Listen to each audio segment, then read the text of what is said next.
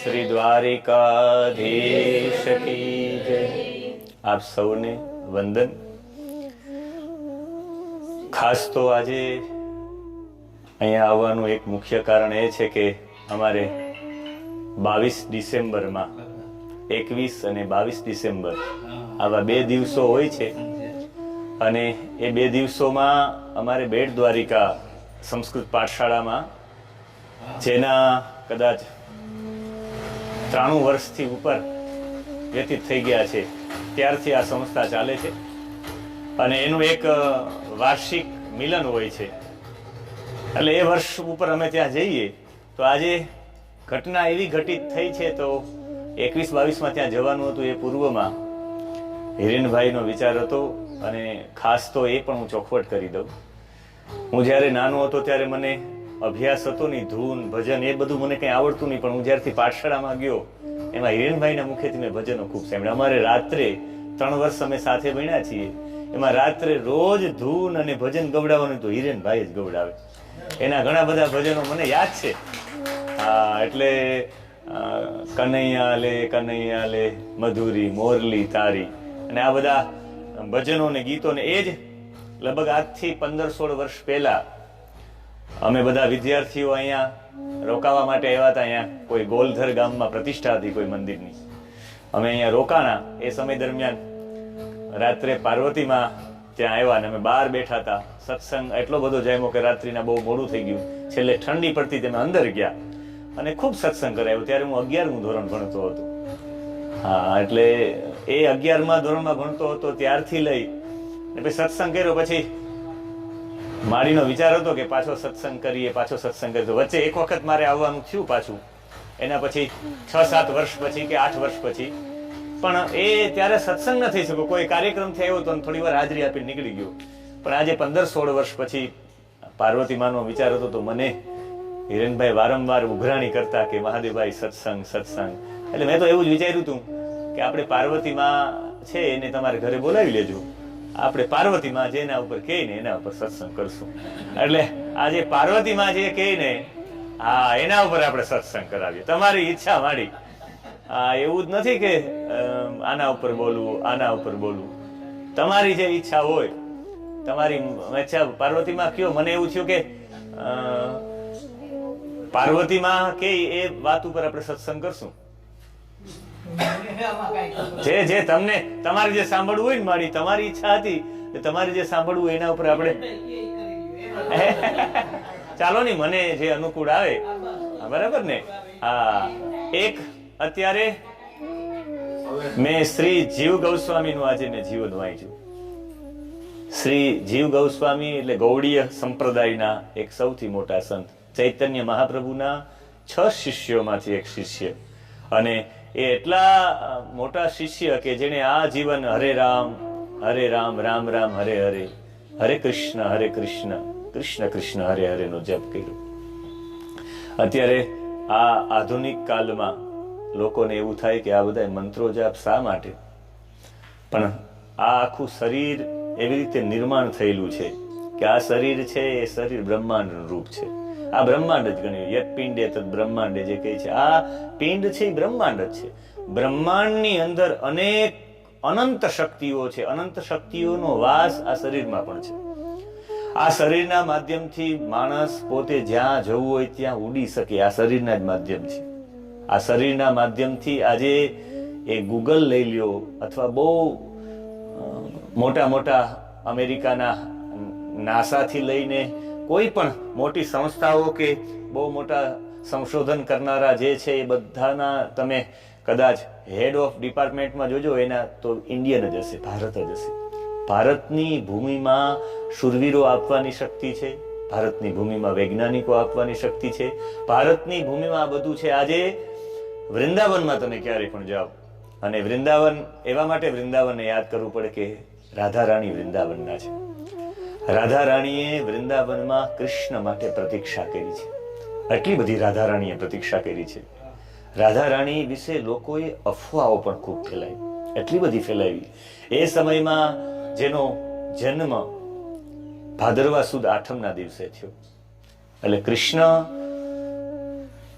ભગવાનથી રાધાજી મોટા હતા, પણ કેટલા મોટા હતા તો એના માટે કહ્યું છે કે રાધાજીનો જન્મ ભાદરવા સુદ આઠમના દિવસે થયો અને ભગવાન કૃષ્ણનો જન્મ શ્રાવણ સુદ આઠમના દિવસે થયો. એટલે બંનેની વચ્ચે 1 વર્ષમાં 15 દિવસ ઓછા રહી.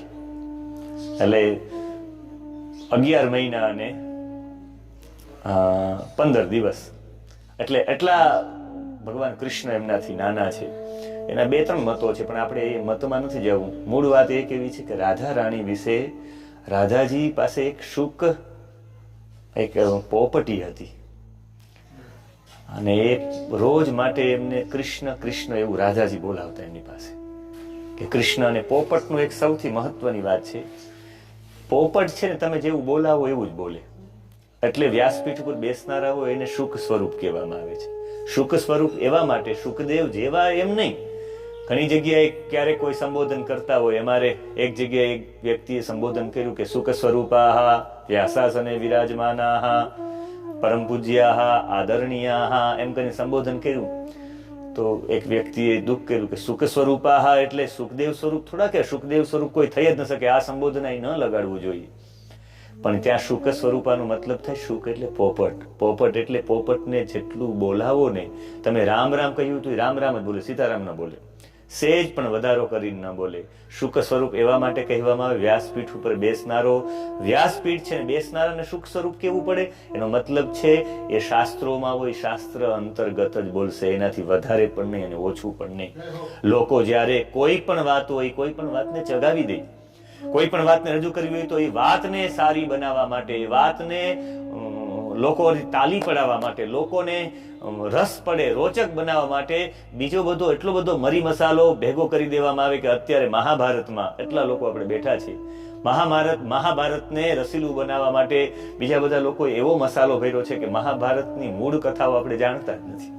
એ કથાઓ પણ આપણે સંશય છે કે એ સંશય છે. એમાં આપણે એમ થાય કે દ્રૌપદી છે, દ્રૌપદી એક એવી નારી છે કે દ્રૌપદીના વિવાહ થાય છે. વિવાહ થાય છે અને જ્યારે અર્જુન એમને લઈને આવે છે, માને કહે છે કે માં અમે ભિક્ષા લઈને આવ્યા છીએ. માં કહે કે એ ભિક્ષા 5 વચ્ચે તમે વેચી લ્યો. તો એ સમયે કમસે કમ એવું તો કહી શકાય ને, દ્રૌપદી એવું કહી શકે કે હું કોઈ ભિક્ષાની સામગ્રી નથી કે 5 લોકોનો ભાગ પડી જાય. કમસે કમ પાંડવો પણ કહી શકે. અને ખરા અર્થમાં અર્જુને જીતેલા છે દ્રૌપદીને. અર્જુનના જ એ અર્ધાંગીની થાય, એમાં વેચવાની વાત જ નથી આવતી. પણ મને એવું લાગે દ્રૌપદી એક એવી આર્ય નારી થઈ જેને આખું, કોઈ બધા કહે ને અત્યારે બહુ વિવાહ પ્રથા, બહુ પત્ની પ્રથા, એ જો કોઈ તોડી હોય તો એ તોડવાનું સૌથી પહેલું જો શ્રેય આપવા માંગતા હોય તો દ્રૌપદીને આપી શકાય.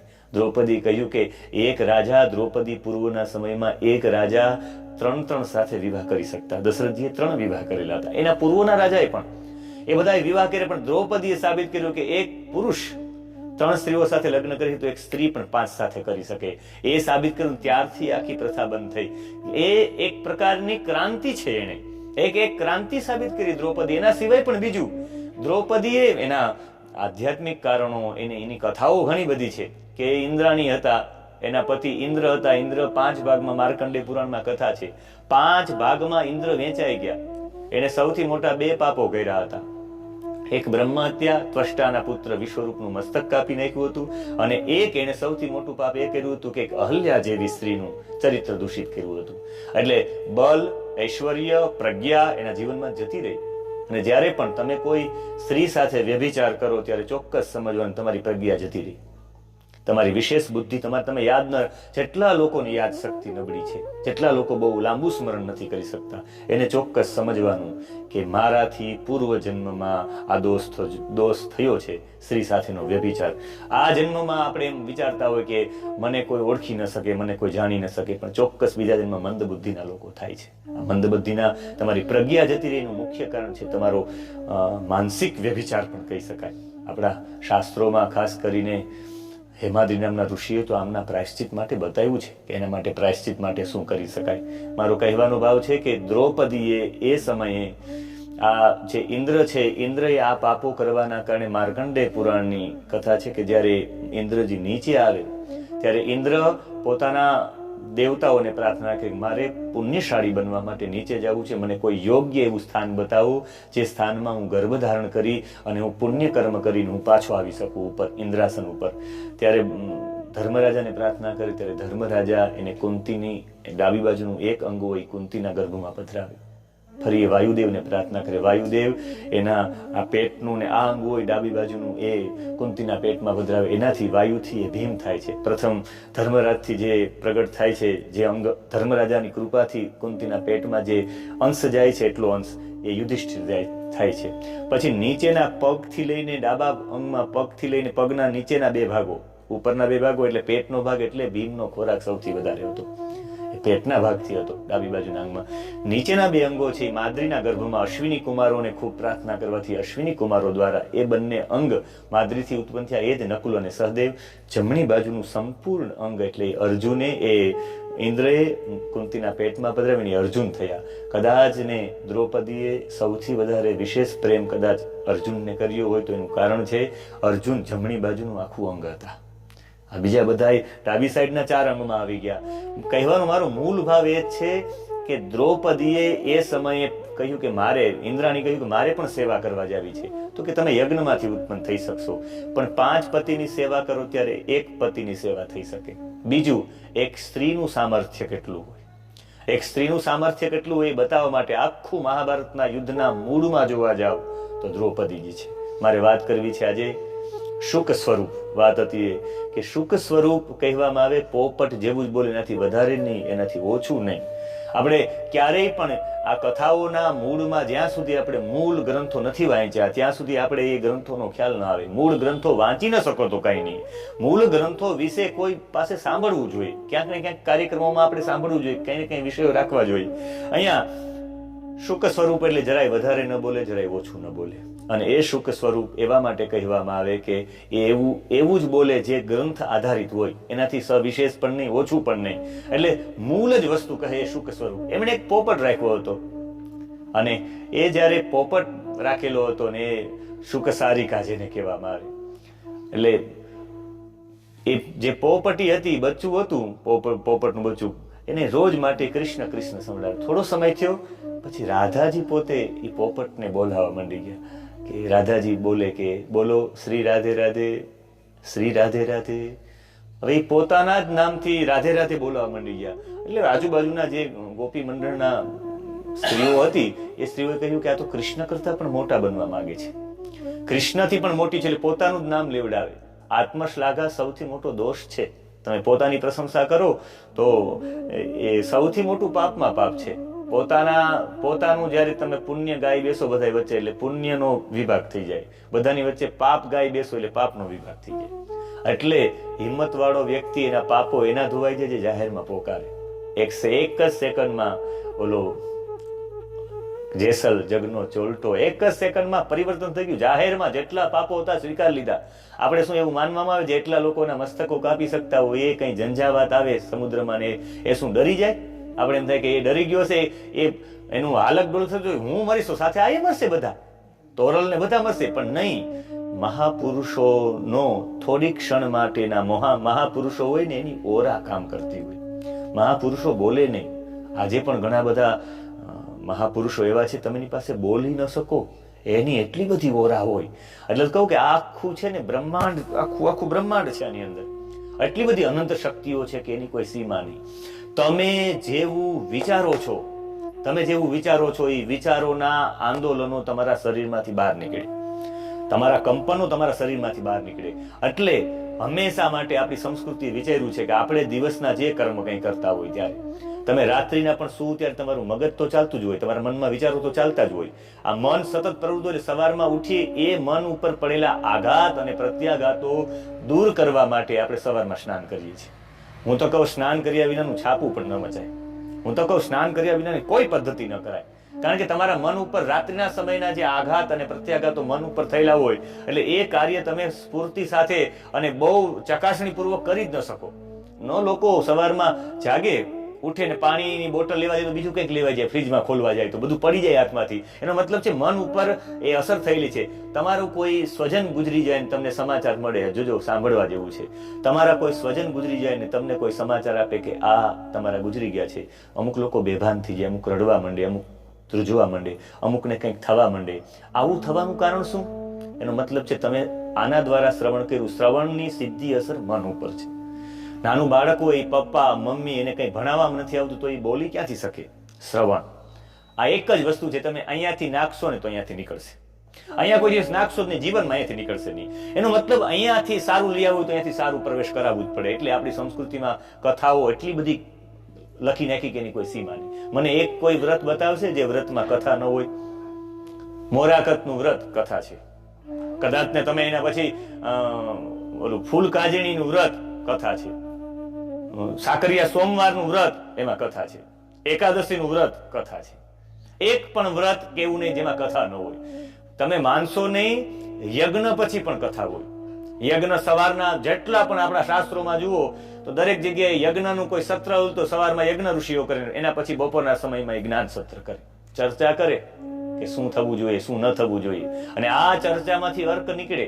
અહીંયા મારી મૂળ વાત એ કેવી છે કે જ્યારે લોકો એકત્રિત થાય ત્યારે ચર્ચા થાય અને તમે જેવું સાંભળો ને એવું તમારું મન ગ્રહણ કરે ને મન ગ્રહણ કરે એવું તમે એવું વર્તન કરવા માંડો, એવું બોલવા માંડો. તમે જ્યારે જેવું વિચારો છો તમારા કાનમાંથી જે પ્રવેશ થાય એવા જ આંદોલનો નીકળે બહાર. અને આંદોલનો નીકળે એ માણસને તમે કેવું વિચારો છો તમારી બાજુવાળો ઓળખી શકે. એક સામાન્ય રીતે તમે બાજુમાં બેસો ત્યારે તમને પોતાને આમ અંદરથી મૂંઝવણ થવા માંડે કે આ બાજુમાં બેઠો, અમુક લોકો આવીને બેસે તમને આમ સડવડ થવા માંડે કે આ બાજુમાં બેઠા આમ ક્યાંય મજા નથી આવતી, હું અહીંથી ઊભો થઈને વહી જાઉં. એની ઓરા નબળી હોય. અને એની ઓરા નબળી હોય ક્યારેક ક્યારેક આપણે એક મને લુહારની વાત યાદ આવે. એક લુહાર, અને એ લુહાર એટલો બધો હોશિયાર કે એ હાથકડી બનાવે એટલે એ હાથકડી કોઈ તોડી જ ન શકે. ગામમાં એને ચેલેન્જ આપી બધાને કે હું હાથકડી જે બનાવું લોખંડની, હાથકડી કોઈ તોડી ન શકે. અને ખરેખર એને હાથકડી એવી બનાવી અને એવી હાથકડી બનાવી એટલે કોઈ લોકો એને તોડી ન શક્યા. રાજાની વચ્ચે એને ચેલેન્જ આપી કે ગામમાંથી કોઈ અમારી હાથકડી તોડી બતાવે. ઘણા બધા લોકોને બોલાવ્યા, છીણી હથોડીથી પ્રયત્ન કર્યો, હાથકડી ન તૂટી. રાજાજીને ઇનામ આપ્યું કે બોલો શું જોઈએ? કે તમારા રાજ્યમાં રત્નો હોય, 9 રત્નો દરેક રાજ્યમાં, એમાં એકાદું રત્ન તરીકે મારું મને સ્થાન આપી દો. રાજાએ કીધું ચાલ તું આજથી રત્ન. એટલે દરબારમાં બેસવા માંડી ગયો રાજાજીના દરબારમાં. એમાં થોડો દિવસ થયો તો રાજા થોડો નિષ્ક્રિય રહ્યા તો બીજા કોઈ રાજાએ ચડાઈ કરી દીધી એના ઉપર. અને ચડાઈ કરી દીધી રાજાને હરાવી દીધો. હરાવી દીધો પછી એની પાસે જેટલા હંમેશા રાજાઓનું મને એક શ્લોક યાદ આવે. રઘુવંશ મહાકાવ્યમાં હિરેનભાઈ ને બધા સાથે ભણ્યા રઘુવંશ મહાકાવ્ય. એમાં એક શ્લોક આવતો કે આ બધા રઘુવંશી રાજાઓ શા માટે પૈસાઓ ભેગા કરતા? બીજા રઘુવંશી રાજાઓ એટલા બધા પ્રતાપી દયાળુ નતા તો બીજા રાજા ઉપર ચડાઈ શા માટે કરતા? તો એનો એક બહુ સુંદર શ્લોક છે. એ શ્લોકમાં છેલ્લું આ પદ છે કે યશસે વિજગી સુણામ પ્રજાએ ગૃહ મેધિનામ. એ બીજા ઉપર વિજય એવા માટે મેળવતા, યશસે યશની પ્રાપ્તિ માટે, સારા વિચારો સ્થાપિત શકે. અને એક રાજા બીજા રાજા ઉપર ચડાઈ કરે એટલે એ જ્યારે ત્યાગાય સંભૃતાર્થાનામ સત્યાય મિતભાષિણામ યશસે વિજગીષૂણામ પ્રજાએ ગૃહ મેધિનામ. શા માટે આક્રમણ કરતા? તો કે એ આક્રમણ એવા માટે કરતા કે એની પાસે સારા જે લોકો હોય ને રાજા એની પાસે લઈ લે અને એ બહુ મોટા ફલક ઉપર કામ કરે. આજે પણ નથી, બહુ મોટી કંપનીઓ હોય તો મોટી કંપનીઓ બહુ હોશિયાર વ્યક્તિ હોય ને મોટો પગાર આપી એની પાસે લઈ લે. શા માટે લઈ લે? એની કંપનીનો મુનાફો થાય, એનો નફો થાય એમ નહીં, એની કંપનીનું કામ ઝાઝા લોકો સુધી પહોંચી શકે, મોટા લોકો સુધી એ પહોંચી શકે એવા માટે કરે. અહીંયા આ રાજાએ પણ આ જે 9 રત્નો હતા એને કેદી કરી લીધા. કેદ કરીને કહ્યું તમે બધા મારા માટે કામ કરો, બાકી હું તમને મારી નાખીશ. બધાને અંદર એક રૂમમાં પૂરી દીધા અને બધાને રૂમમાં પૂરી દીધા. કીધું કાલે મારી નાખશું. ઓલા બધા રાત્રે હતા ને એવા બધા રોવા માંડ્યા છે, મુખ્ય રત્નો ને માણસો લોકોને હતા કે હવે કાલે મરી જશું. એ લગભગ 100 જેટલા લોકો હતા, એમાં 99 લોકો રડતા હતા અને એક જ હસતો હતો. યા લુહાર હસતો હતો.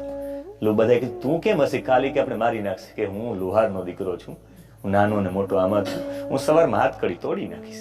આડાવડા હતી હું હાથકડી તોડી નાખીશ, હાથકડી તોડી નાખીશ, તમારા બધાની છોડી નાખીશ. આપણે બધા છૂટા થઈને પાછળ દરવાજે બધા નીકળી જશું. આ બધા બહાર જાય એટલી વાર છે. બધા રાજી થઈ ગયા. સૈનિકો થોડાક સમય પછી બહાર ગયા, અને જેવા બહાર ગયા કે આપણા બધા ખુશ હતા. અને એ સમયે બધા એમ થયું, સવાર થયો ને પ્રભાત થયો, ત્યાં બધા લોકો છે ને એ બધા ખુશ હતા. ને ઓલો રડતો હતો, લુહારનો છોકરો. બધા કેમ રડે ભાઈ, શું થયું?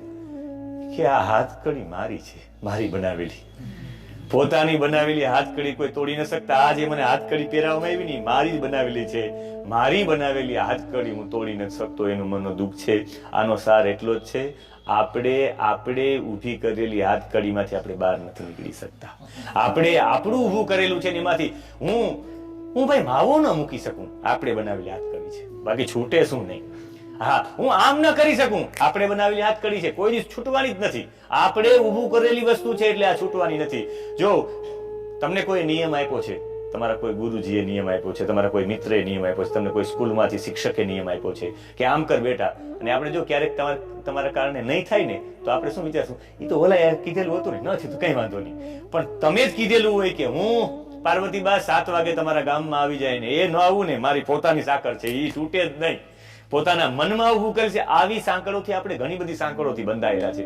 આપણે પોતાની સાંકળ તોડી નથી શકતા. આપણા મનમાં એટલા બધા ફસાઈ ગયા છે. અહીંયા એ સમયમાં મારે કહ્યું, રાધાજીના સમયમાં રાધાજી એ શુક સારિકા પાસે, એ પોપટી પાસે, પોપટના બચ્ચા પાસે એ રાધે રાધે એ બોલાવતા હતા. બધા ક્યાં પોતાની જ આત્મશ્લાઘા કરાવે છે. પોતાની આત્મશ્લાઘા બધા આખા વૃંદાવનમાં રાધાજી વિશે બહુ બોલ્યા છે. એવું વિચારતા નહીં કોઈ દિવસ કે વૃંદાવનમાં સ્ત્રીઓ હતી ઘણી બધી.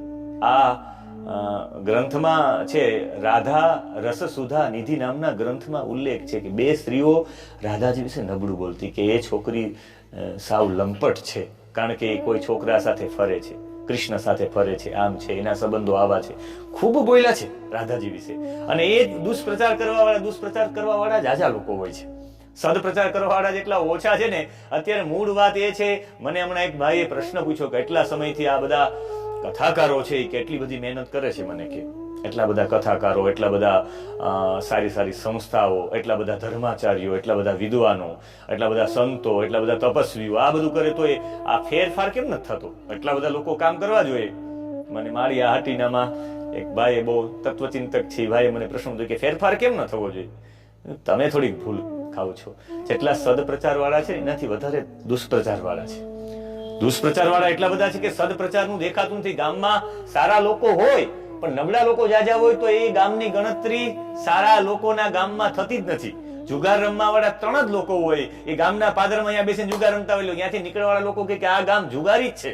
આ બધા એવું કરવા વાળા ન હોય, બધાની છાપ એવી ન હોય. અહીંયા રાધાજી વિશે પણ બધાએ ખૂબ દુષ્પ્રચાર કર્યો, એટલો બધો દુષ્પ્રચાર કર્યો કે રાધાજી વિશે કે આ પોતા કૃષ્ણથી મોટી થવા માંગતી હોય ત્યારે એને કોઈ લલિતા અને વિશાખાની 2 સહેલીઓ કોઈ રાધાજીને કહ્યું કે રાધાજી તમારા વિશે આ બધા આમ બોલે છે.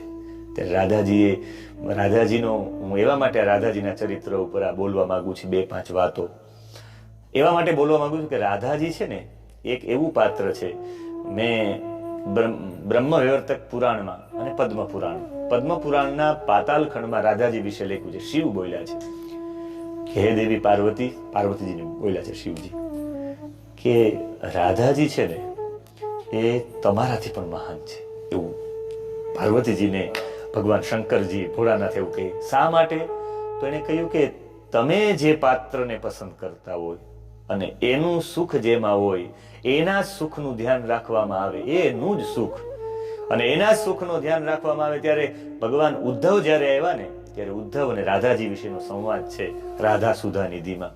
ત્યારે ઉદ્ધવ જયારે આવે અને ઉદ્ધવ જયારે કૃષ્ણ વિશેની બધી વાતો કરે ત્યારે રાધાજી પાસે જાય ત્યારે રાધાજી એવું કહે કે તમે ઉદ્ધવજી તમે પાછા ન આવતા બીજી વખત કૃષ્ણનો કોઈ સંદેશ લઈને અહીંયા ન આવતા. એનું કારણ શું છે? તમે જ્યારે સંદેશ લઈને આવશો અને કૃષ્ણની કોઈ પણ વાતની સ્મૃતિઓ વિશેષ તાજી થશે ત્યારે અમને સૌથી વધારે રડવું આવશે. અને અમને રડવું આવશે એના કારણે અમારે કનૈયાને રડવું આવે. આજે તમે અહીંયા આવ્યા છો તો એની પાછળનું કારણ છે કૃષ્ણ રોયા છે, તમે એને રોતા જોયા છે, એટલે તમે અહીં સંદેશ લઈને આવ્યા. એમણે કહ્યું કે મારી ગોપીઓને તમે સંદેશ આપી જાઓ. તમે અહીંયા એ કૃષ્ણને રોતા જોયા ત્યારે તમે અહીંયા આવ્યા અને તમે અમને સમાચાર આપશો ત્યારે અમને ખૂબ દુઃખ થશે. એટલું બધું થશે કે એના કારણે અમારા કૃષ્ણ વધારે દુઃખી થશે. એટલે ઉદ્ધવ બીજી વખત આવતા નહીં અને એમને સમાચાર ન આપતા. એનું કારણ એ છે કે અમારા કોઈ પણ હિસાબે અમારા કૃષ્ણને દુઃખ ન થવું જોઈએ. રાધાજીને એટલી બધી, કૃષ્ણએ જ્યારે આ વિશાખા અને લલિતાની પાસે આવીને કહે છે કે તમારા વિશે બધા આમ બોલે, તમે કૃષ્ણથી મોટા બનવા માંગો છો, ત્યારે એને કહ્યું કે નહીં, હું પેલા કૃષ્ણ કૃષ્ણ જ બોલાવતી આ પોપટ પાસે, પણ રાધા રાધા એવા માટે બોલાવું કે કૃષ્ણને રાધા નામ સૌથી પ્રિય છે. મારા કૃષ્ણને જે પ્રિય લાગે ને એ કરવા હું તૈયાર છું. સમાજ ભલે જેમ કે એમ કરે, પણ મને તો કૃષ્ણને જે વાલું લાગે ને એ કરવા માટે હું તૈયાર છું. જ્યારે એક પદ્મપુરાણની એક કથા છે કે રાધાજી કૃષ્ણ ભગવાનથી રિસાઈ જાય. આ તો કેવું છે કે ગોલોકમાં કૃષ્ણ અને રાધા તો એક પ્રતીકના રૂપમાં છે, બાકી બંનેના વચ્ચે ભેદ લેશ માત્ર પણ ન ગણવો જોઈએ. અહીંયા રાધા અને કૃષ્ણનો એક જેને કહેવાય કે લીલા, રાધાજી રિસાઈ જાય, ભગવાન કૃષ્ણ ગોલોકમાં એના પગ પકડે કે તમે માની જાઓ રાધાજી.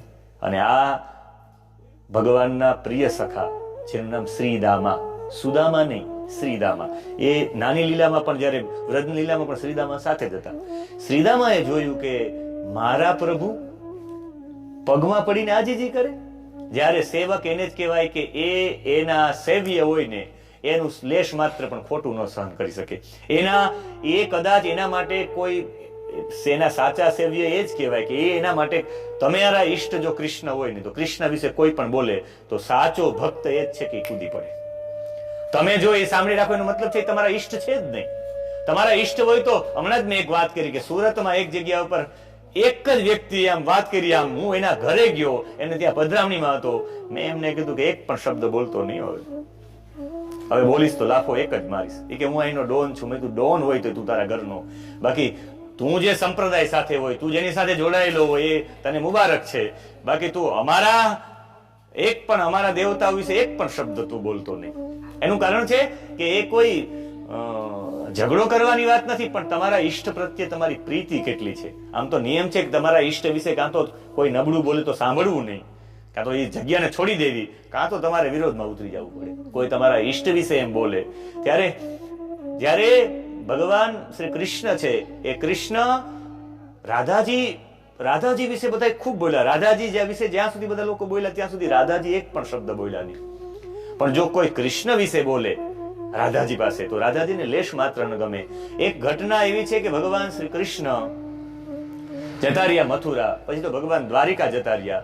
100 વર્ષના શ્રીદામાએ જોયું કે મારા ઈષ્ટનું અપમાન થાય, મારા ઈષ્ટ કોઈના પગ પકડે. ભલે રાધા રાણી ગોલોકના પ્રાણ પ્રિયા છે, પણ એ પણ મારા ઈષ્ટ એના પગમાં ચરણ પકડીને એની માફી માંગે અને ભગવાન મનાવતા હતા. એનો મતલબ છે કૃષ્ણ પણ છે ને પત્ની રિસાઈ જાય તો એને પણ પગે લાગીને એને મનાવે. આ આપણે લીધા જેવું છે. ક્યારેક રિસાઈ જાય તો એમાં હાથ જોડી લેવાય, એમાં કઈ હા હું તો જોડી લઉં છું હો. કારણ કે આ ભગવાને આ પ્રણાલિકા બતાવી છે. દરેકની એક પ્રણાલિકા હોય છે અને એ પ્રણાલિકા પ્રમાણે એક નાનકડી એવી વાતમાં ઘણો બધો બોધ મળી જાય છે. કઠોપનિષદના પૂર્વ એક પ્રવચનમાં હું બોલ્યો છું કઠોપનિષદમાં કે જ્યારે યમ ભગવાન ફરવા માટે જાય, એનો મતલબ છે એની પત્ની ધુમોરના એ ત્યાં હાજર હોય, ત્યારે એના પિતાજી પાસે જાય, નચિકેતા યમ એના પિતાજી પાસે, ઉદ્દાલક પાસે, મને કોને દાનમાં આપશો, મને તો એક છેલ્લે કે જ્યાં કે હું તને યમને દાનમાં આપું. અને યમને જ્યારે મૃત્યવે ત્વા દદામી, હું તને મૃત્યુને આપું છું. અને મૃત્યુના લોકમાં જાય ત્યારે યમ ફરવા ગયા હોય. એનો મતલબ એક થાય કે ક્યારેક કોઈ લોકો ફરવાઈ ગયા હોય છે, યમે ફરવા જાય તો આપણે જવું જોઈએ. એક જીવનમાં નિર્ણય રાખજો, વર્ષમાં એક વખત તીર્થાટન કરવું, બાકી તમારું સામાજિકરણ નહીં થાય. જો તમારી બુદ્ધિને તમારે કસીને જો આગળ વધારવી હોય તો વર્ષમાં એક વખત તીર્થાટન કરવું ને કરવું. બહુ લાંબી યાત્રા ઉપર ન જઈ શકો તો બહુ નજીકની યાત્રા છે. દોડી દ્વારિકામાં જાય મારું મન, દોડી દ્વારિકામાં જાય, દ્વારિકા જઈ આવું. અને યાત્રા જયારે પણ કરવા તો જલ્દી દોડીને ભાગવું એમ નહીં, થોડો સમય પણ ત્યાં રોકાવું, ત્યાંની આબોહવાને અનુભવવી, ત્યાંની ગંધને અનુભવવી, ત્યાંના વેવ્સ, ત્યાંના તરંગોને અનુભવવા. અને જે તરંગો તમને સ્પર્શે એ રોકાણ વિના શક્ય નથી. એટલે તીર્થમાં નિયમ છે 3 રાત્રિનું રોકાણ કરવું. એટલે અમે હમણાં તીર્થમાં જાય 3 રાત્રિ રોકાશું સમજ્યા. એટલે કહેવાનો મતલબ છે તીર્થની અનુભૂતિ ત્યારે થઈ શકે. અહીંયા ભગવાન શ્રી કૃષ્ણ રાધાજીના ચરણોમાં માફી માંગતા હોય, વા ધુમોરના એની પત્ની કહે કે યમ નથી પણ તમે કઈ જલ ગ્રહણ કરો, ભોજન ગ્રહણ કરો. એ કે મને દાનમાં આપેલી વસ્તુ છે, દાનની વસ્તુ હું આપું કે રામબાપા તમે ફલાણા ભાઈને પહોંચાડી દેજો આ ગામની અંદર. તો હવે પીપળિયા ગામની અંદર તો એ વસ્તુ જેવી દાનમાં એ પ્રાપ્ત થઈ હોય, જે વ્યક્તિને આપી એવી રીતે જ એવી વસ્તુ મળવી જોઈએ. પછી આપણે કવર ખોલ નાખીએ ને ફૂલ આડાવડા કરી નાખીને બદલી નાખીએ ને એમ ન ચાલે. મને મારા પિતાજીએ દાનમાં આપ્યો ત્યારે મેં જલ પણ ગ્રહણ નહોતું કર્યું, ભોજન પણ નહોતું કર્યું, તો હું એવી રીતે જ યમને મળવો જોઈએ, એટલે હું લઈશ નહીં. બીજું કારણ એ છે કે હું યમને સમર્પિત થઈ ગયેલો છું. એટલે સમર્પિત થયેલો છે એટલે જેને સમર્પિત થયેલો છે એ મને આદેશ આપે તો જ હું કામ કરી શકું. દેવી ભાગવતમાં એક કથા છે. દેવી ભાગવતમાં જે બ્રાહ્મણના ઘરે શેબ્યા, જેને આપણે આપણી ભાષામાં હરિશ્ચંદ્રના પત્ની તારામતી જેને કહીએ છીએ, ક્યાંક અમુક પુરાણોમાં એનું નામ માધવી છે, ક્યાંક તારામતી છે, ક્યાંક એનું નામ શેબિયા પણ છે. જ્યારે એક બ્રાહ્મણના ઘરે વેચાય, અને જ્યારે બ્રાહ્મણના ઘરે વેચાય ત્યારે એનો પુત્ર મરી ગયો હોય ત્યારે પણ એ રાત્રિના સમય કહ્યું તું જઈ ન શક, તારે મારા પગ દબાવવા પડે, તું મારી પાસે મેં તારું મૂલ્ય ચૂક્યું છે અને હું જે કામ કહું તારે કરવાનું. તમારા માલિકને ગમતું હોય એવું કામ ન કરો તો બીજા જન્મમાં એ કુકડો થાય, એવો એમાં ઉલ્લેખ છે. એટલે તારે મારી આજ્ઞા વિના જવાય નહીં. રાત્રે 12 વાગ્યા સુધી પગ દબાવડાવે અને 12 વાગે એને છોડે ત્યારે પુત્ર પાસે જાય અને ત્યારે રડીને બેભાન થઈ જાય ત્યારે બધાને કહે કે આ જ ડાકણ છે, આ કાશી નગરીમાં બધાને મારનારી આ જ છે. પછી તો બધા લોકો એને લાતોથી પણ મારે છે. અને અત્યારે કેવું છે, જીસસ ક્રાઇસ્ટ ભગવાન ઈસુના જીવનમાં એક બનાવ છે, નીકળતા હોય રસ્તા ઉપર બધા પથરાઓ મારતા હોય. કોઈ વ્યભિચારીની સ્ત્રી હોય એને કે આને વ્યભિચાર કર્યો છે, આમ છે. ઈસુ એની વચ્ચે આવી જાય બધાને કીધું પથ્થર તો જ મારજો, આમાંથી એક પણ વ્યક્તિએ કોઈ દિવસ માનસિક પણ વ્યભિચાર ન કર્યો હોય એ જ મારજો, બાકી મારવાનો અધિકાર નથી. આપણે ત્યારે કોઈ ઉપર આક્ષેપ કરી શકીએ, આપણે કોઈને ક્યારે સૂચન આપી શકીએ કે આપણે કેટલા પવિત્ર છીએ, આપણે કેટલા શુદ્ધ છે, આપણી વિચારસરણી કેટલી છે, ત્યારે આપણે કોઈને કહી શકીએ. ઘટના અહીંયા એવી ઘટિત થાય છે કે ત્યારે શ્રીદામા એ સાંભળી ન શકે અને ત્યારે મૂળ વાત હતી કે ઓલી ધુમોરના યમ પાસે જાય છે. યમને કહે કે 3 દિવસથી એક બ્રાહ્મણનો દીકરો આપણા ઘરના આંગણે જલ પીધા વિનાનો છે ને ભોજન લીધા વિનાનો છે. તો એમને કે તમે આગ્રહ ન કર્યો કે આવી રીતે એનો જવાબ હતો. એને કીધું જલ્દી પાદ્ય પાત્ર લઈ લે, પગ ધોવાનું પાત્ર, જલ્દી આપણે એનો પગ ધોઈ લઈએ, એ શાંત થઈએ, બાકી આપણે શ્રાપ આપી દેશે. આનો મતલબ ચોખ્ખો થાય, પગ ધોવાથી શાંતિ મળે છે. વિદેશોમાં સ્વિમિંગ પુલ ઉપર આમ સ્પેશિયલ બેઠકો બેસાડવામાં આવે, પછી પગ આમ હલાવવામાં, નીચે પાણી હોય નહીં હલાવવાના પણ ઘણા બધા પૈસા લે છે. નીચે પગના તળિયામાં જલનો સ્પર્શ થાય એટલે શાંતિ મળે. એટલે જ મને એવું લાગે પત્નીઓ રોજ પતિઓનો પગ ધોય. એટલે જ મને એવું લાગે કે સસરા જમાઈનો પગ આવતા વેત જ ધોઈ નાખે. મંડપમાં પ્રવેશ થાય એ સાથે પાદાર્થમ ઉદકમ પાદાર્થમ ઉદકમ પાદાર્થમ ઉદકમ પ્રતિગૃહ્યતામ પ્રતિગૃહણામી. હમણાં મારું કાલે જ પ્રવચન હતું સોમનાથ સંસ્કૃત વિશ્વવિદ્યાલયમાં, વિવાહ સંસ્કાર કેવી રીતે થવા જોઈએ. અને એ વિવાહ સંસ્કારમાં ઘણી બધી વસ્તુઓ એવી છે કે એમાં 13 તોલા મધુપર્કનો એમાં નિયમ બતાવ્યો. 13 તોલા તમારે દહીં લેવાનું, એમાં 4 તોલા તમારે ઘી પધરાવવાનું, 4 તોલા એમાં શહદ એટલે મધ પધરાવવાનું. આનું જે સવારમાં જે પણ વ્યક્તિ મધ, ઘી અને દહીં જે પણ વ્યક્તિ પ્રાશન કરે પ્રાતઃકાલીન, એ પ્રાતઃકાલીન જે પણ પ્રાશન કરે ને એક પણ બીમારી ન થાય.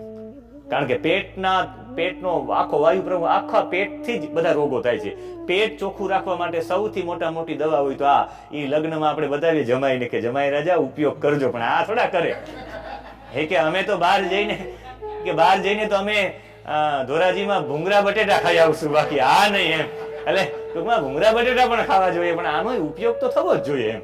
એટલે એ જ એને સસરા બતાને સસરાની એક જવાબદારી હોય કે એના જમાઈ છે ને એ સુખીથી રહે, કારણ કે એની દીકરી સુખેથી રહી. કારણ કે મય નામના દાનવે એની દીકરીને જ્યારે પરણાવી રાવણ સાથે, એની દીકરી તો બહુ તપસ્વી હતી અને આટલી બધી તપસ્વી હતી, મંદોદરી, મંદમ ઉદરમ યસ્યાહ ઇતિ મંદોદરી, જેનું ઉદર નાનું છે એ મંદોદરી. એ મંદોદરીને પરણાવી સાથે કાનમાં કીધું કે જમાઈ રાજા તમારે જ્યાં ત્યાં રહેવાય નહીં હો, તમારા માટે તો લંકા જ છે સોનાની.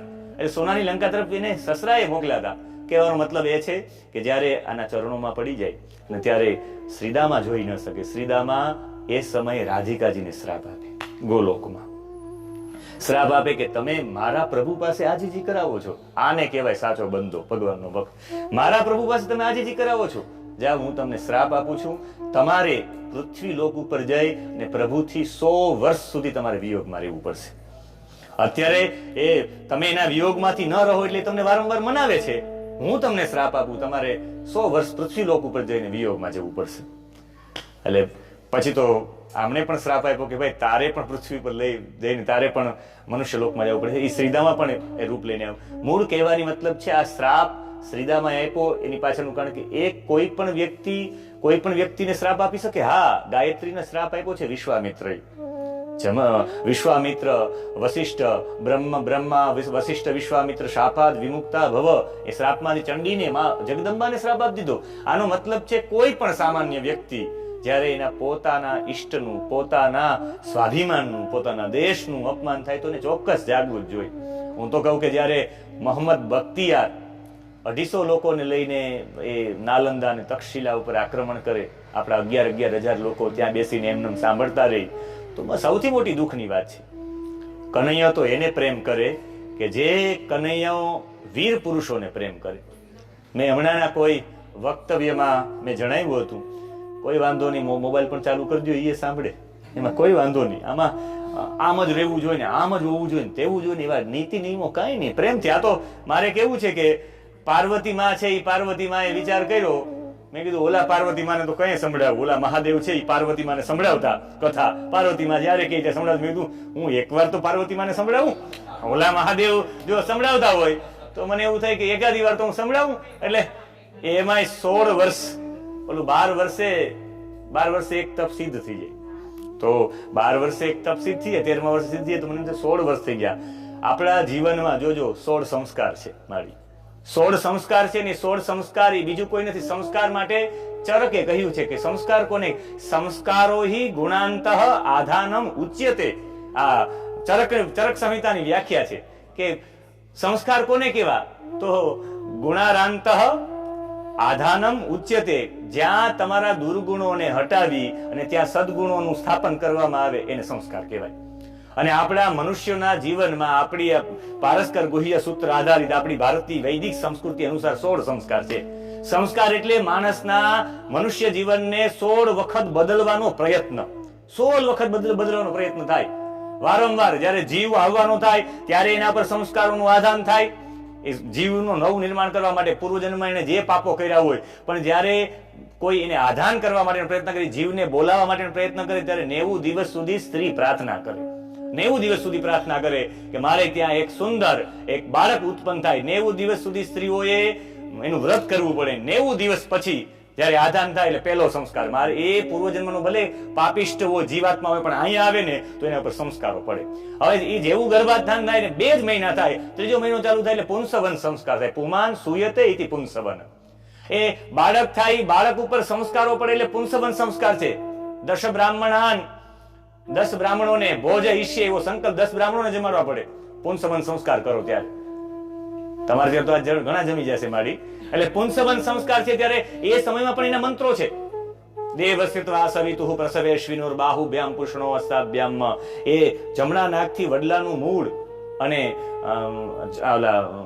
જુવારા એ બેના મૂળ ઘસીને એનું પાણી જમણા નાકથી શ્વાસ લે અને એ અંદર જાય એટલે દ્રઢત્વ, એ બાળક દ્રઢ થાય. હજી થોડોક આગળ હાલે ત્યાં 5મો કે 6ઠો મહિનો સીમંત ઉન્નયન, અહીંયા શેથાથી લઈને ઉન્નયન માટે નાભી સુધી લઈને ભૂર વિનયામી ભુવર વિનયામી, એ બાળક અતિ દ્રઢ બને, એના પર મંત્રોના સંસ્કાર પડે. અને બાળક જેટલું પેટમાં શીખે ને એટલું નેટમાં નથી શીખતો, જેટલું પેટમાં શીખે. બધા કે વર્ગમાં ગર્ભમાં ભણી, વર્ગમાં નહીં, પણ નવું જેટલું પેટમાં શીખે એટલું નેટમાં નથી શીખતો.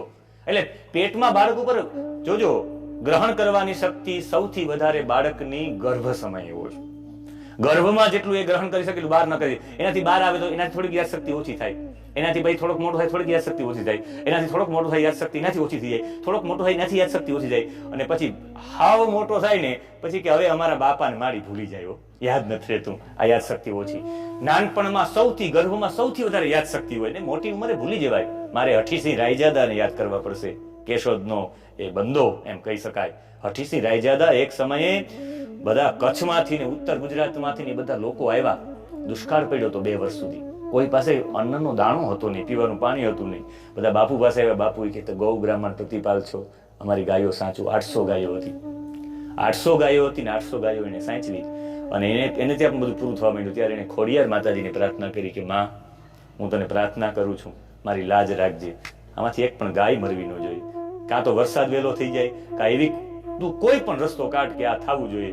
જો મારી ગાય એમાંથી એક પણ બચે નહીં, આ મારે ન્યાસ કહેવાય, કોઈની થાપણ કહેવાય. આને કંઈક થઈ જાય તો ગાય ન મરે તો આ જીવન હું અન્નનો એક દાણો નહીં ખાવું. ને વરસાદ એ સમયમાં ઉનાળામાં થયો, 3 મહિના પહેલા.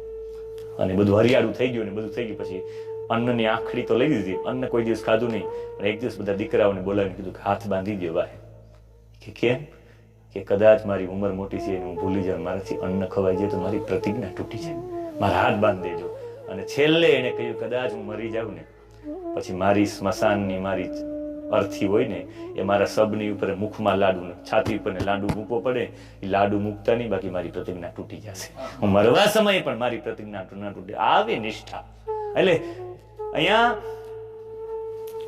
ધુમોરના જયારે આની પાસે જાય છે ને આને વિનંતી કરે છે કે તમે આ લ્યો. આને કીધું કે હું આ રીતે ન, એનો મતલબ થાય છે કે કોઈ એના ઈષ્ટ પ્રત્યે ન કહી શકે. ને 100 વર્ષ સુધી આમને અલગ રહેવાનું હતું. અલગ તમારે 100 વર્ષ સુધી રહેવાનું છે. ને એ અલગ રહેવામાં રાધાજીએ અહીં અવતાર લીધો. એ બીજા કોઈ દિવસે નહીં, ભાદરવા સુદ આઠમના દિવસે. આજે પણ ભાદરવા સુદ આઠમના દિવસે રાધાષ્ટમી અને એનો ઉત્સવ મનાવવામાં આવે.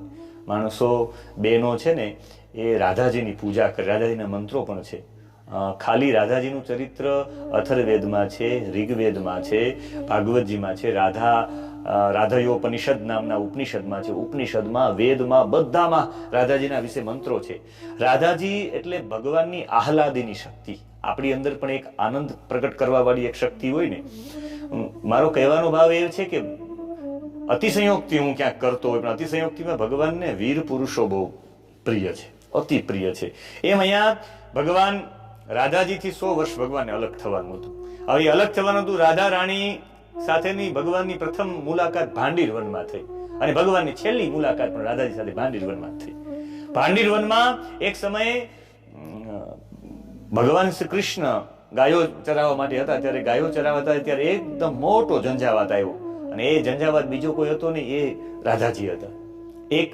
એક પુરાણોમાં એક ઉલ્લેખ એવો છે કે ભગવાનને જયારે દોરીથી બાંધ્યા ને ત્યારે એ દોરીથી પહેલી વહેલી દોરી છોડનાર જ ભગવાન બહાર નીકળ્યા ને માથે પાછળ બાંધેલું હતું ઉલુખલ અને ખાંડણિયા સાથે ભગવાન નીકળ્યા. ને ભગવાન નીચે જેવા પડ્યા, ભગવાન જોયું તો રાધાજી આવતા હતા. એમણે કીધું કે આ છોકરીને તો મેં કોઈ જોઈ નથી, છોરી કહા સે હો. ને પછી એનો પરિચય થાય. પછી તો ભગવાન કે તમારા વિશે તો બહુ સાંભળ્યું છે, તમે તો માખણની ચોરીને બહુ કરો ને એ વાતચીત થાય. ને પછી જયારે એની ગાંઠ છોડે અને પછી રાધાજી જતા રહી, પછી ભાંડીરવનમાં ભગવાનનો પ્રથમ મિલન થાય ને ભગવાન એના પ્રત્યેનો સ્નેહ ને પૂર્વની બધી સ્મૃતિઓ યાદ આવી જાય. અને પૂર્વની બધી સ્મૃતિઓ યાદ આવી જાય. આમ તો દેવી ભાગવતમાં એક કથા પણ છે. પિતૃઓની 3 માનસ કન્યાઓ હોય. ત્રણેય માનસ કન્યાઓ હોય એ નારાયણની મહાલક્ષ્મીની સેવામાં હોય કે સનત કુમારો આવે ત્યારે એનો સત્કાર ન કરી શકે. અને યોગ્ય વ્યક્તિઓનો સત્કાર ન થાય ને ત્યારે કોઈને શ્રાપ આપવો ન પડે, શ્રાપ લાગી જાય. યોગ્ય વ્યક્તિને યોગ્ય સન્માન ન આપો, યોગ્ય વ્યક્તિઓને એને કાચી પાતરી માવો લેવા માટે મોકલો તો ખરેખર એ યોગ્ય ન કહેવાય. એ શ્રાપ એ તમને આપે નહીં પણ લાગી જાય એમ. એટલે આજે પણ બધા બ્રાહ્મણો પાસે કામ ન કરે, ગોર બાબા પાસે ન કરે. એની પાછળનું કારણ એક બ્રાહ્મણો જે કરતા હોય સ્વાર્થ કે પરમાર્થથી, એના શરીરમાં રોજ માટે મંત્રો બોલાય છે. તમે જેવું બોલો ને એવા તમારા શરીરમાં કંપનો થાય. તમે જયારે ગાળો બોલશો એટલે એવા કંપનો ઉત્પન્ન થશે. મંત્રો બોલશો એવા કંપનો ઉત્પન્ન થશે. અને મંદિરોમાં જયારે પણ આપણે દર્શન કરવા જઈએ ત્યારે નિયમ છે અમારે નેપાળની અંદર તમે દર્શન કરવા જાઓ તો નેપાળના ઘણા બધા મંદિરો છે. આમ ઘંટ હોય, એ ઘંટ આમ વગાડે તમારા મસ્તક ઉપર અને પછી એક ઘંટ તમારા મસ્તક ઉપર રાખી દે. આજે પણ દરેક મંદિરોની અંદર ઘંટ છે. તમે બરાબર ઘંટની નીચે ઉભા રહ્યો ને આમ ઘંટ વગાડો, આખો દિવસ મંદિરની અંદર જે મંત્ર જાપો થયા હોય ને એની જે ઉર્જા હોય એ ધ્વન્યાત્મક રીતે તમારા મસ્તિષ્કની અંદર આવી જાય. એટલે હંમેશા એવો જ હોવો જોઈએ ઘંટ કે જે મસ્તક ઉપર આવે એટલો ઊંચો જ હોવો જોઈએ. આમ વગાડે તો સીધી ધ્વનિ આવે. સર્જનાત્મક શક્તિ તમારા આ ચિદાકાશ બ્રહ્મના રૂપમાં આની અંદર સીધી જે ધ્વનિ પ્રવેશ કરી જાય અને એ મંત્ર જાપનો પ્રવેશ કરી જાય. તમે મંદિરે હોવ ત્યારે તમે અલગ ફીલ કરો છો. એનો મતલબ છે એ ધ્વનિ તમારી અંદર પ્રવેશ કરી જાય અને આખું ધ્વન્યાત્મક છે. તમારા શરીરમાંથી સતત તમે જેવા શબ્દો બોલો છો એવા ઓરાઓ નીકળે છે. એટલે ગણેશ પુરાણમાં કથા છે, એમાં સોમદત્ત નામનો રાજા હોય અને સોમદત્ત નામનો રાજા જ્યારે એને બધા શરીરમાં રોગ થાય ત્યારે સોમદત્ત નામનો રાજા જતો હોય ત્યારે એના દીકરાઓ બધા આવે, અને દીકરાઓ આવીને મૂકવા જાય. એના રાજ્યના લોકો પણ એ કે અમારે જંગલમાં અમારું શરીર વ્યતીત કરી નાખવું આખું જીવન. એટલે ત્યારે એને પ્રદક્ષિણા ફરે અને પ્રદક્ષિણા ફરે ને પગે લાગે. હંમેશા મહાપુરુષોને પગે લાગવા માટેની વ્યવસ્થા છે. એને તમે પગે લાગો ત્યારે તમારે એને આમ પ્રદક્ષિણા ફરવાનું. મંદિરમાં એટલે તો પ્રદક્ષિણા છે. દરેક તરફની ઓરા છે એ મને પ્રાપ્ત થાય. ખાલી હું અહીંયાથી બોલતો થાય અહીંયાથી ઓરા ન થાય, બધામાંથી ઓરા નીકળતી હોય. એ સંપૂર્ણ ઓરા મને પ્રાપ્ત થાય. એટલે તો 108 પ્રદક્ષિણા છે, 1008 છે.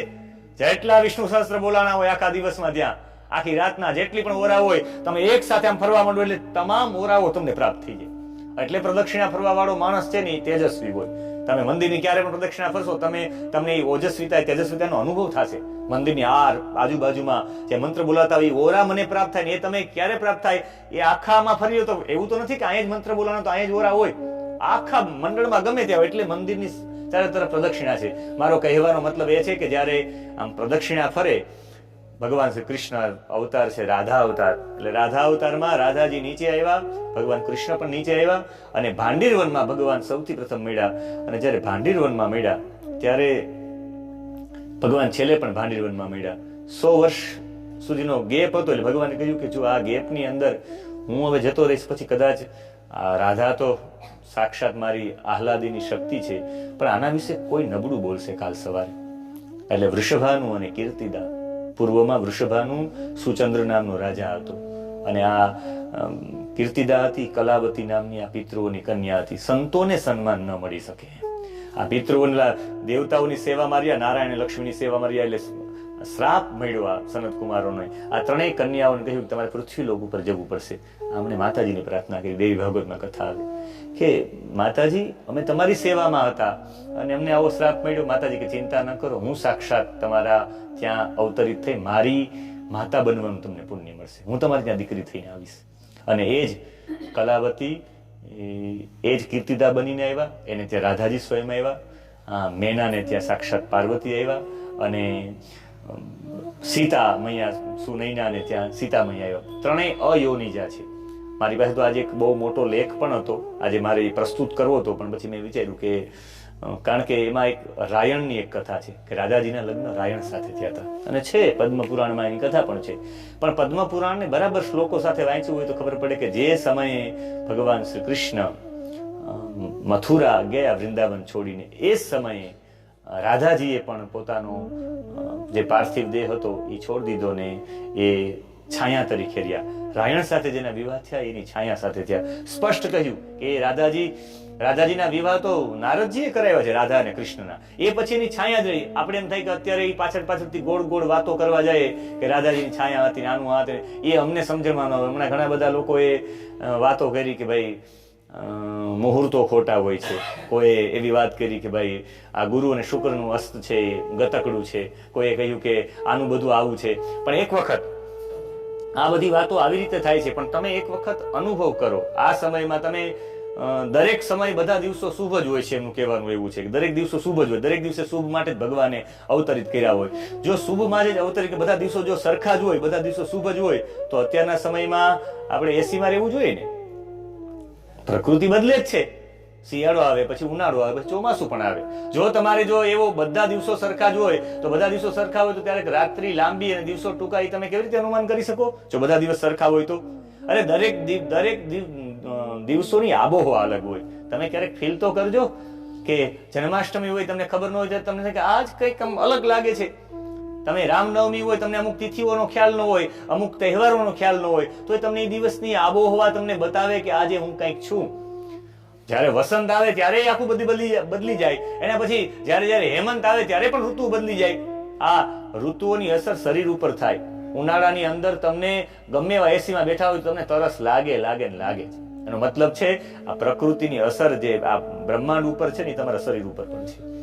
તમે ચોમાસાની અંદર ગમે એટલા પેક હોય ને બહાર વરસાદ હોય, તમે પલળ્યા ન હોય તો તમને લઘુશંકા જવું જ પડે. એનો મતલબ છે જે બ્રહ્માંડમાં અસર થાય પિંડમાં થાય. આ પિંડ અને બ્રહ્માંડનું સેમ છે બંને. અહીંયા રાધાજી જવાના હતા એટલે પછી ભગવાને વિચાર્યું કે હવે મારે રાધાજી માટે કંઈક કરવું પડશે. એને ત્યારે નારદજીને બોલાવ્યા. નારદજીને જણાવ્યું કે નારદજી, તમારે એક લીલા કરવાની છે. ભગવાનને પેટમાં શૂલનો રોગ થયો અને ભગવાન પડી ગયા. હકીમો, વૈદ્યો બધા એવા, કોઈ કૃષ્ણના એ રોગને દૂર ન કરી શક્યા. યશોદાજી કહ્યું કે જે લોકો માગે એને હું જે પણ આપવા તૈયાર છું. કોઈ વ્યક્તિ આ મારા કૃષ્ણનો રોગ દૂર કરે. અને કદાચ કૃષ્ણ, હકીમોએ જણાવ્યું કદાચ કૃષ્ણનું મૃત્યુ પણ થઈ જાય. ત્યારે બધા લોકોએ તપાસ કરી. ત્યારે એક યોગીના રૂપમાં નારદજી આવ્યા. નારદજી કહ્યું કે મારે, હું કરી શકું પણ મારે થોડીક શરતો છે. રાધા રસસુધા નિધિ ગ્રંથમાં તો એવું લખ્યું છે કે એને એક શરત રાખી કે હું એક કરી દઉં, પણ એક તો સોનાની ખીલી મગાવી, એમાં એક કાળી મટકી મગાવી, 108 કાણા પાડ્યા, ભગવાનના વાળ કાપીને એમની સાથે બાંધવામાં આવ્યા. અને પછી કહ્યું કે ભગવાનનો એક વાળ એને પધરાયો યમુનામાં. યમુનાના એના વાળ ઉપર કોઈ સામે તરીને જતા રહે, 3 વખત આવે. રાધા રસસુધા નિધિમાં તો એવું કે 3 વખત આવે ને પછી ભરે અને એ જલ પહોંચાડી દે મારી પાસે, તો હું જીવિત કરી દઉં. ટૂંકમાં જે રાધાજીની નિંદા કરનારી હતી ને એ સ્ત્રીઓ લઈ આવી ન શકે. અંતે રાધાજી લઈ આવ્યા ભગવાન માટે.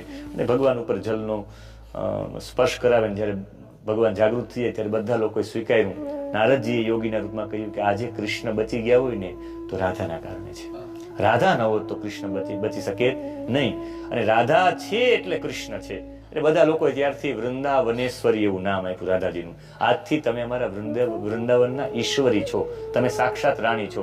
વૃંદાવનેશ્વરી નામ આપ્યું. અને પછી ભગવાન ત્યાંથી જયારે મથુરા જતા રહ્યા, એ મથુરાથી ગયા ને પછી દ્વારિકા ગયા, બરાબર 100 વર્ષ પૂરા થયા. ભગવાન 100 વર્ષ જયારે પૂરા થયા અને ત્યારે ભગવાન 100 વર્ષ પછી ભગવાને રાજસૂય યજ્ઞની તૈયારી કરી અને કુરુક્ષેત્રમાં સમંત પંચક તીર્થમાં. અને ભગવાન જયારે એ સમંતક પંચક તીર્થમાં ગયા ત્યારે બધા લોકો એને મળવા માટે આવ્યા. ત્યારે બધા લોકોએ કહ્યું કે આપણે પણ મળવા જાય. નંદ બાબા, યશોદા, બધા. ત્યારે રાધાજી પણ ગયા છે. અને એ છેલ્લા ભગવાનના દિવસો હતા. સમજી લો ભગવાન 11 વર્ષની ઉંમરે ભગવાને વૃંદાવન છોડ્યું. તો ભગવાનની ઉંમર 100 વર્ષ પૂરા થઈ, ભગવાન 111 વર્ષના ભગવાન ત્યારે હતા. પછીના ભગવાનના છેલ્લા સમજી લો ને 14 વર્ષ જ બાકી હતા. છેલ્લા 14 વર્ષ બાકી હતા. ભગવાને રાજસૂય યજ્ઞ કર્યો. પણ એ સમયે ભગવાનની સ્થિતિ એવી હતી કે ભગવાન, તમારે કોઈને આ રાધાજી વિશે એનાથી પણ સવિશેષ જાણવું તો રાધા માધવ અંક છે, ગીતા પ્રેસ ગોરખપુરનો કલ્યાણનો અંક છે રાધા માધવ અંક. એમાં દરેક ઉપનિષદોથી લઈ વેદોથી લઈને વ્યાખ્યા આપી છે. અહીંયા રાધાજી જયારે એને મળવા માટે જાય છે, બધાને થયું કે છેલ્લે આ કૃષ્ણ રાધા રાધા કહીને સતત પુકારે છે, સતત રાધા રાધા રાધા જ બોલે છે. છેલ્લે સ્થિતિ તો એવી થઈ ગઈ બધાને કૃષ્ણને કંઈક રોગ લાગુ પડી ગયો છે. ભગવાન શ્રી કૃષ્ણએ 9 ગ્રહનો યાગ કર્યો હતો. રોજ 1 ગ્રહની આહુતિ, 1 લાખ, એવા 9 દિવસ સુધીનો યાગ. એના આચાર્ય અને બધા નિયુક્ત થયા. ત્યારે નારદજી જયારે આવ્યા ત્યારે એની એક કથા પણ છે કે નારદજી જયારે પધારે ત્યારે નારદજી એના સ્વાગત માટે બલરામજી બધા હોય ત્યારે બધી જે રાણીઓ હોય વિચારે કે આ બધા રોજ કૃષ્ણ રાધા રાધા બોલે છે, તો આપણે રાધાજી વિશે જાણવું છે, આપણે કોની પાસે જાશું? ત્યારે કહ્યું કે એક બલદેવજી જાણે છે ને એક બીજા જાણે છે આમના રોહિણીજી. તો રોહિણીજી પાસે જાય, બધા રોહિણીજી પાસે જાય બધી રાણીઓ કે કૃષ્ણ રાધા રાધા બોલે, રાધા છે કોણ?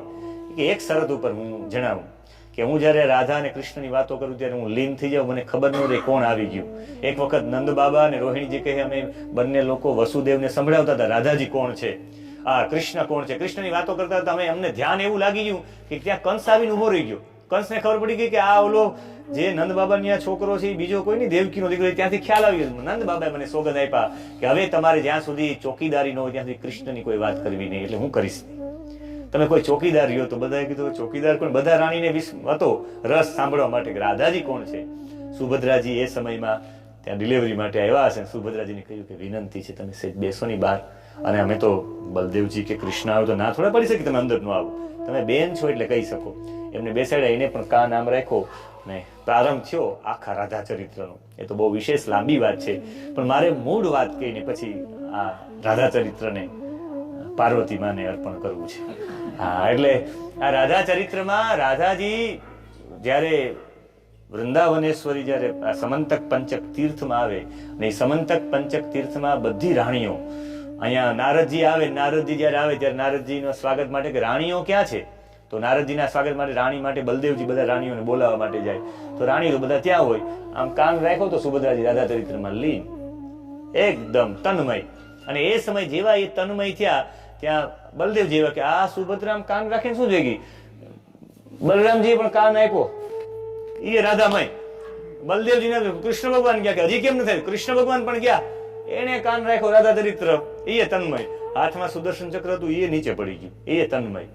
પછી નારદજી કહ્યું પ્રભુ આવી રીતના ક્યાંક મને આવું સ્વરૂપ બીજા લોકોને પણ દર્શન મળે. રાધામય સુદર્શન ચક્ર રાધામય, કૃષ્ણ રાધામય, સુભદ્રાજી રાધામય, બલરામજી એ જગન્નાથમાં જે સ્વરૂપ છે ને એ રાધામયનું સ્વરૂપ છે. એ ચરિત્ર સાંભળ્યું મારે હવે છેલ્લી વાત, વૃંદાવનેશ્વરી જ્યારે રાધાજીનું પ્રાગટ્ય તો જાણી, પણ રાધાજીનો અંતર ધ્યાન અનુરાધા નક્ષત્રમાં રાધાજીનો જન્મ છે. મધ્યાહન સમયે બરાબર અભિજીત મુહૂર્તમાં 12:30 વાગે રાધાજીનો જન્મ છે. અહીંયા જે સમયે રાધાજી આવે છે ત્યારે બધાને આ સાંભળ્યું તો હોય રાધાજીનું ચરિત્ર, એટલે જ્યારે તમે કોઈનું ચરિત્ર સાંભળો ત્યારે તમને એના પ્રત્યે પ્રેમ થઈ જાય. કોઈને જોવા કરતા કોઈ વિશે સાંભળો ને, અત્યારે આપણે નથી મળ્યા સેલિબ્રિટીઓને, અમિતાભ બચ્ચનને કોઈ દિવસ મળ્યા નથી, તો એના પ્રત્યે આપણો અભિગમ એકદમ અલગ હશે, એના પ્રત્યેનો પ્રેમ પણ એટલો જળવાઈ રહેશે. જેના પ્રત્યે જેનું સાંભળતા જ રહીએ ને જે આપણે મળે ને એના પ્રત્યે આખી જિંદગી પ્રેમ બંધાઈને રહે. એટલે જ મને એવું લાગે કે રાધાજી છેલ્લે સુધી મળ્યા નહીં, છેલ્લે સુધી રાધાજીએ એનો અંગીકાર જ ન કર્યો. એટલે મજા છે દૂર રહેવામાં. ક્યારેક તમે સાંભળી રાખો જેના વિશે એને તમને પ્રાપ્ત જ ન થાય તો તમારું અકબંધ પ્રેમ જળવાઈ રહી. અહીંયા બધાએ રાધાજી વિશે ખૂબ સાંભળ્યું હતું, એ રાધાજી આવતા હતા એટલે રાધાજી પ્રત્યે એટલો બધો પ્રેમ હતો. બધી સખીઓ હતી ને 8 પટરાની રાધાજીનો હાથ પકડ્યો, કોઈ કે મારા કક્ષમાં આવો, કોઈ કે મારા કક્ષમાં આવો. અને રૂકમણીજીએ દ્વારકેશ્વરી જેને કહી શકાય, એક બાજુ દ્વારકેશ્વરી, એક બાજુ વ્રજેશ્વરી, એક બાજુ વૃંદાવનેશ્વરી, આ બંને લોકો સાથે મળ્યા. રાધા રૂકમણી રાધા સે એસે ભેટી જૈસે બહોત દિનો કી બિછડી. બંને બહેનો હોય ને બે અલગ અલગ થઈ ગયું ને કેમ મળતા હોય એમ બંને લોકો મળ્યા. અને જ્યારે બંને લોકો મળ્યા ત્યારે એટલા બધા આનંદ થયા. પછી તો એમને બેસાડ્યા રાધાજીને. રૂકમણીજીએ એના પગ પકડીને કહ્યું કે તમારાથી મોટો ત્યાગ 100 વર્ષ સુધી તમે જેને સૌથી વધારે સર્વસ્વ બધું સમર્પિત, તમે જ રહ્યા જ નથી એવું સમર્પણ કરી દીધું ને, એને 100 વર્ષો તમે એટલી પ્રતીક્ષા કરી. હું પણ છે ને પટરાણી બનવા માટે લાયક નથી, તમે સૌથી પ્રથમ પટરાણી, તમે એટલી અમારી પર કૃપા કરો. રાધાજી એક પણ શબ્દ ન બોલ્યા. રાધાજીના પગ પકડીને બેસી ગયા. રૂકમણીજીએ આંખમાંથી આંસુઓ વહાવી દીધા. એ પગ ધોવાઈ ગયા બધું. એ સમયે ભગવાન કૃષ્ણ આવ્યા અને જ્યારે કૃષ્ણ આવ્યા ત્યારે આ રાધાજી આવ્યા છે એનું સ્વાગત જ ભૂલી ગયા કે એનું સ્વાગત કરવું જોઈએ. રૂકમણીજીએ બેસાડ્યા પણ એટલા બધા તન્મય થયા. ક્યારેક સ્વાગતમાં ક્યારેક પ્રેમમાં સ્વાગત ભૂલાઈ જાય અને પ્રેમમાં સ્વાગત ભૂલાઈ જાય એટલે બેસાડી દીધા. અને એ સમયે ભગવાન કૃષ્ણએ જોયું તો તત્કાલ એ જલ તો લઈ આવ્યા પણ એને પછી દૂધ આપવું કે એનું સ્વાગત કરવું એ ભૂલી ગયા. ભગવાન શ્રી કૃષ્ણને જોયા એટલે તત્કાલ રૂકમણીજી દોડ્યા. કૃષ્ણને જોયા અને ભગવાને ઈશારો કર્યો કે આમનું કઈ સ્વાગત. અને પતિનો તો ખાલી ઈશારો જ હોવો જોઈએ પત્નીને, એને કઈ ડોળા કાઢીને બોલવાનું ન હોય, ખાલી આમ જ કરે એટલે ખબર પડી કંઈક ઘટે છે. તત્કાલ રૂક્ષ્મણીજી અંદર ગયા. રૂક્ષ્મણી દોડતા આવ્યા અને તત્કાલ હાથમાં ગ્લાસ આપી દીધો દૂધ વાળો. અને જ્યારે એ દૂધ પી ગયા અને પછી તો આમણે કીધું કે મારી એક ઈચ્છા છે. દ્વારકાધીશને કીધું રૂકમણીજી તમે એક વખત એની બાજુમાં બેસો, મારે એક બાજુ વૃંદાવનેશ્વરી એક બાજુ દ્વારકાધીશ, આ બંનેને મારે સાથે જોવા છે, તમે બંને લોકો બેસો. અને રૂકમણીજી બેસાડ્યા. એ સમયે રાધાજી શરીરથી તો ત્યાં હતા પણ એ જ સમયે ભગવાન કૃષ્ણને મનોમન કહ્યું કે હું કૃષ્ણ તમને અહીંયા નથી મળવા માંગતી, જ્યાં પ્રથમ તમને મળી હતી ભાંડીર વનમાં ત્યાં તમને મળવા માંગુ છું. એ સમય ત્યાંથી અંતર્ધ્યાન. પણ એ સમય જ્યારે કૃષ્ણ રાત્રે સૂતા હતા ત્યારે જ્યારે પગ દબાવતા હતા રૂકમણીજી અને એને પગમાં ફોડલા જોયા ત્યારે એમણે કહ્યું કે પ્રભુ આ તમે આજ તો ક્યાંય એવા ચાલ્યા નથી, તમારા પગમાં કેમ ફોડલા છે? ત્યારે ભગવાન કહ્યું કે કાંઈ નહીં, કે નહીં તમે મને આ જણાવો, બાકી મને રાત્રે નિંદ્રા નહીં આવે. એટલે કહ્યું કે તમે જે દૂધ પીવડાવ્યું હતું ને રાધાજીને, એ રાધાજીને દૂધ એકદમ ઉકળતું દૂધ હતું, તમે ઠંડુ કર્યું નહોતું. રાધાજી દૂધ પી ગયા. રાધાજીના હૃદયમાં મારા ચરણો નિત્ય વાસ કરે છે એટલે એને દૂધ પીધું એટલે મારા પગમાં ફોલા ઉપડી ગયા. રાધાજીથી કૃષ્ણ ભગવાન એટલા બધા નિકટ હતા. અને છેલ્લે રાધાજી અને કૃષ્ણ ભાંડીર વનમાં ઉભા રહે છે, બધા ગોપ બાળકો. આ એક જ ચિત્ર એવું છે કે જેની અંદર રાધા અને કૃષ્ણ બંને બાજુમાં બેસે. એક બાજુ નંદ બાબા હોય, એક બાજુ યશોદા હોય, ચારે તરફ એની અષ્ટ સખીઓ હોય ને ગોવાળ હોય, બધા ભેગું ચિત્ર, કેમ કુટુંબના લોકો ભેગું પડાવે કે આ છેલ્લો ફોટો બાપાને સાથે કુટુંબ, એમ રાધાજીનો કદાચ છેલ્લો ફોટો હશે. અને પછી રાધાજીનો રથ સામેથી આવ્યો, રાધાજી રથમાં બેસીને અંતર્ધ્યાન થઈ ગયા. આખા રાધાજીના ચરિત્રમાં એક જ વાક્ય કહી શકાય, ત્વજ સુખે સુખિત્વ, તારા સુખમાં મારું સુખ છે. ભગવાનને પ્રેમ મહાપ્રભુજીએ 3 પ્રકારની સેવા બતાવી છે. 3 પ્રકારની સેવા બતાવી છે ને એ સેવામાં એક માધુર્ય ભક્તિ સેવા છે. એ કોઈ રાધાજી જેવા, એવા તો કોઈ મીરા જેવા કરી શકે. રાધાજીના આખા ચરિત્ર ઉપરના આજના આ સત્રનો સાર એટલો જ છે, રાધાજીએ ભગવાન કૃષ્ણને પામવા માટેનો કોઈ દિવસ યત્ન જ નથી કર્યો. કારણ કે તમે જેને પામવા માટે યત્ન કરો તો સમજવાનું કે જ્યારે તમે કોઈને મળવા માટેની મહેચ્છા કરો ત્યારે એનો વિયોગ પણ થવાનો, અને જ્યાં સુધી એને વિપ્રલંભ યોગ કહેવાય. જ્યારે કોઈ વ્યક્તિને મળ્યા ન હોય ત્યાં સુધી તમે અહીંથી હરિદ્વાર જાઓ ત્યારે તમારી અંદર ઉત્કંઠા, તમારો પ્રેમ, તમારો સ્નેહ, તમારો ઉત્સાહ એટલો હોય. હરિદ્વારથી પાછા આવતા રહ્યો ને તો આખો બસ આ જે એમ જ કહેવાનું થાય. એટલે કહેવાનો ભાવ એ છે કે ઈશ્વર છે એ પરમાત્માની પ્રાપ્તિ માટે આપણે જેટલા જન્મો લેવા પડે ને, આ જન્મમાં ઈશ્વર ન મળી સારું, આવતા જન્મમાં ન મળ્યું સારું. આપણે દર વખતે યત્ન કરતા જ રહીએ, એનો ઉત્સાહ રહે. બાકી પ્રાપ્ત વસ્તુ પછી માણસ ઉત્સાહહીન થઈ જાય. એટલે ધર્મ, અર્થ, કામ અને મોક્ષ ચારે પુરુષાર્થ પછી પરમાત્મા આપણે પ્રાપ્ત થાય. અનેક જન્મોના પુણ્યો કરીને પરમાત્મા પ્રાપ્ત થાય. આજના દિવસે આપણે પ્રાર્થના કરવાની છે રાધાજીની જેમ અમને પ્રાપ્ત નહીં, પણ રાધાજીને ભગવાને કેવું સ્થાન આપ્યું. આજે રૂકમણીની સાથે ભગવાન હોય જ નહીં કોઈ દિવસ. સત્યભામાની સાથે ભગવાનનું એક પણ મંદિર નથી. જાંબુવતી સાથે એક પણ ભગવાનનું મંદિર નથી. દરેક મંદિરમાં જો તો રાધાજી જ હોય છે. એનો મતલબ છે જે વ્યક્તિ પ્રાપ્ત કરવાની, જેને કહેવાય નિષ્કામ કર્મ કરે ને, ભગવાન એને ગળે લગાડે. તમારું જેટલું નિષ્કામ, ભગવાન પાસે કામના જ ઓછી, અને એ ભગવાનનું ન કરે તો અત્યારે પણ જેની કામના ઓછી વધારે સુખી. આજ બધા નાના માણસો છે એ નાનકડી એવી ઝૂંપડીમાં નથી, આપણે એમ થાય કે આમાં ઠંડી પણ એને છોડતી નહીં, પણ એ સુખી જ રહે છે. એ સુખી રહેવાનું, જેની અપેક્ષાઓ ઓછી સૌથી વધારે સુખી, જેની અપેક્ષાઓ સૌથી વધારે એ સૌથી વધારે દુઃખી. રાધાજીએ એના શબ્દમાં અત્યારે છેલ્લે રાધાજીના આ સત્સંગનો સાર એટલો છે, રાધાજી એના જીવનમાં લલિતા, વિશાખાએ વારંવાર કાંઈ ને કંઈ બોલ્યા છે, પણ રાધાજી કંઈ બોલ્યા જ નથી. મૌન તપસ્યા કરી, વિયોગમાં રહીને તપસ્યા કરી છે. અને એ પ્રાપ્ત થઈ ગયા પછી પણ એને ઘણી બધી ઓફરો હતી, મોટા પટરાણી બનવાની ઓફરો, પણ એને એક પણ ગ્રહણ ન કરી. રાધાજી બોલ્યા જ નહીં ને. રૂક્ષ્મણીજી એટલું બધું કહ્યું, એટલું માન સન્માન આપ્યું, રાધાજી એક પણ શબ્દ ન બોલ્યા. એને એટલું હતું કે કૃષ્ણને જેટલું પ્રિય થાય એટલું કરવું, એના સુખમાં મારું સુખ. કૃષ્ણ જેવી રીતે સુખી રહી. અને અંતે રાધાજીએ ભગવાનના વિયોગમાં આખું જીવન વ્યતીત કરી દીધું છે. એટલે રાધા એટલે એમ કહી શકાય ત્યાગની મૂર્તિ. ત્યાગે સો આગે. જેટલા લોકો ત્યાગ કરીને ભગવાન પછી એવું સ્થાન આપ્યું કે આજે રાધાજી દરેક મંદિરમાં હોય છે. આપણે ઈશ્વરના સામિપ્યમાં જો જવું હોય, ઈશ્વરનું મુખ્ય પાત્ર બનવું હોય તો એક તો મૌન રહેવું પડે, એક તો ત્યાગ કરવો પડે. આપણે પણ આપણા ઘરમાં પણ બેનો, દીકરીઓ અને વહુઓને હોય, વહુ કંઈ પણ બોલ્યા વિના મૌન લાંબા સમય ત્યાગ કરી રાખે તો એક વખત સાસુની વખાણ તો કરવા જ પડે. મારી વહુ જેવી કોઈ વહુ ન થાય. આ રાધા ચરિત્રમાંથી આ પણ લીધા જેવું છે. રાધા ચરિત્રનું સૌથી મોટું અંગ એક રાધનોતી સાધયતી ઇતિ રાધા. એમ કહી શકાય કે રાધા, તમે આરાધયતે કૃષ્ણ ઇતિ રાધા. રાધાના ઘણા બધા અર્થો છે. રાધા રાધા રાધા કરો તો ધારા ધારા થઈએ. કૃષ્ણ પ્રત્યેની અવિચલ પ્રેમ ધારા. અને પ્રેમનો મતલબ એ છે કે પ્રેમના નારદ ભક્તિ સૂત્રમાં પ્રેમની વ્યાખ્યા છે પ્રતિક્ષણ વર્ધમાનમ અનિર્વચનીયમ. જ્યાં એક પણ વચન આવે જ, રાધાજી કંઈ બોલ્યા જ નથી. એટલે સંપૂર્ણ રાધાજીનો પ્રેમ હતો કૃષ્ણ પ્રત્યે. ત્યાગની મૂર્તિ એટલે રાધાજી, પ્રેમની મૂર્તિ એટલે રાધાજી, જેના જીવનમાં ત્યાગ અને પ્રેમના બંને છાબડાઓ એટલા બળવાન હતા કે એ પ્રેમ અને ત્યાગના માધ્યમથી કૃષ્ણ જેવા પરમાત્મા આ જન્મમાં નહીં, જન્મ જન્માંતર સુધી કૃષ્ણ એને મળ્યા છે. કૃષ્ણને મેળવવા માટે જીવનમાં ત્યાગ અને પ્રેમ બંનેની જરૂર છે.